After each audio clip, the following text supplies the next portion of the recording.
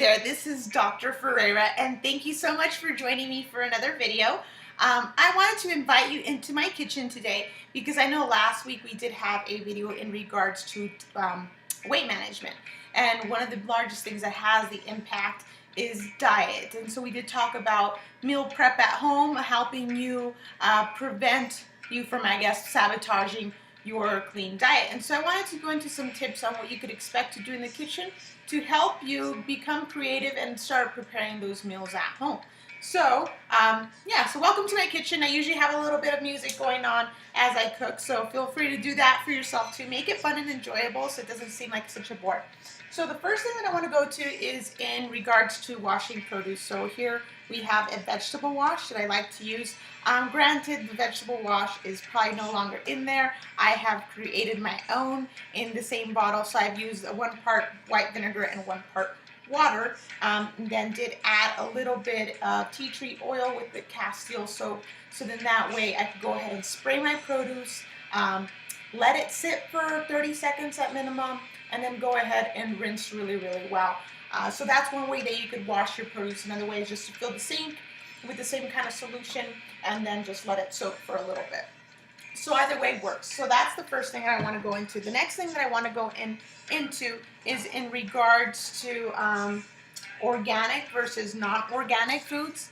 And so here I have a little tag showing about organic produce. So thank you, Bakersfield, California, for providing this amazing produce to feed the nation. So thank you. But in regards to organic foods, I always say they have to be the dirty dozen. So if you go to Environmental Working Group, you could see which of the 12 foods, produce that need to be purchased are organic because of the high amount of pesticides.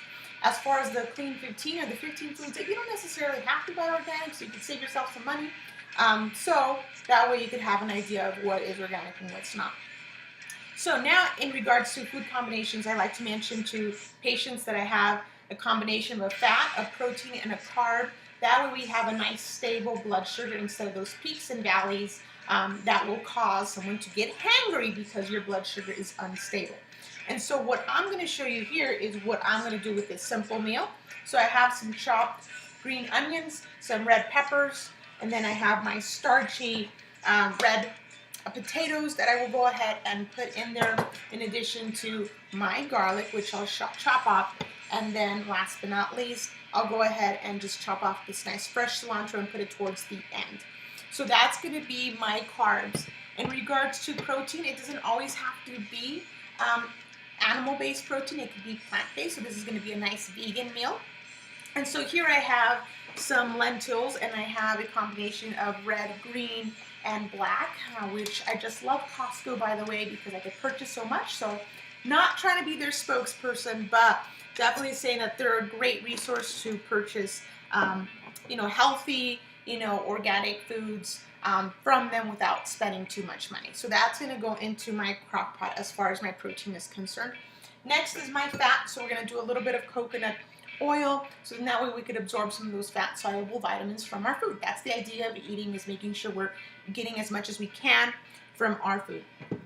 Next, I want to go ahead and mention this clean filtered water that I'll be putting into my crock pot with our soup, because clean water is very important. If you're getting tap water, what you're running up against is the possibility of incorporating all these antidepressants, Viagra, these different medications that are being thrown into the toilet and then going into our water system.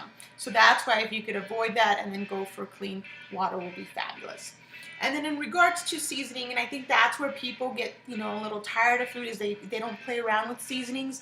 And so I highly encourage you to become creative, take initiative, try different seasonings. So one of my staples is this organic non-salt seasoning, which, as you can see, it's from Costco.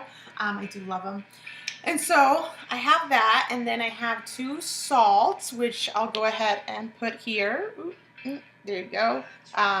A Hawaiian black salt and a nice Himalayan salt, and that's because it has minerals. The idea of eating is to get nutrition out of it. So that's what we have for our salt. Then I'll go ahead and add a little bit of bay leaf and then also some rosemary. So that will go into my crock pot. And then I'll go ahead and let it sit for 6 hours and then cook. And then by the end, I'll have a nice healthy meal to eat. And so I hope this has inspired you to go ahead and get into your kitchen and start preparing some healthy meals for yourself so you can get your health going and make sure you're keeping up with that weight management and just being healthy overall. So thank you once again for joining me, and I hope to see you next time. Bye.